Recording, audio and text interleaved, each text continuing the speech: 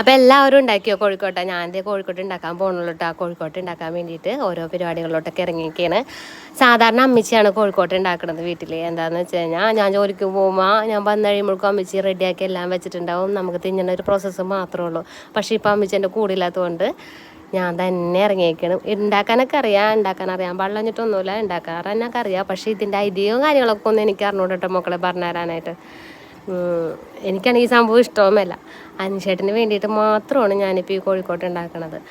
അങ്ങനെ ഞാൻ ശർക്കരയൊക്കെ ഒരുക്കിയിട്ട് ഇത് ഉണ്ടാക്കാൻ പോകണം. ഇനിയിപ്പോൾ ഇതിൻ്റെ മണം പിടിച്ചെത്ത് ഇപ്പം തന്നെ പിള്ളേരെത്തും. എന്താണെന്ന് വെച്ചാൽ വേറെ ഒന്നിനല്ല, നമ്മൾ ഇത് കോഴിക്കോട്ട് ഉണ്ടാക്കിയിട്ട് ഉണ്ടൂരിട്ടി ഉണ്ടാക്കാൻ വേണ്ടിയിട്ട് ഈ സംഭവം ചെയ്യുമ്പോഴേക്കും എവിടെയാണെന്ന് വെച്ച് കഴിഞ്ഞാൽ സ്മെല്ലടിച്ച് കഴിഞ്ഞാൽ പിള്ളേർ അപ്പോൾ ഓടിയെത്തും.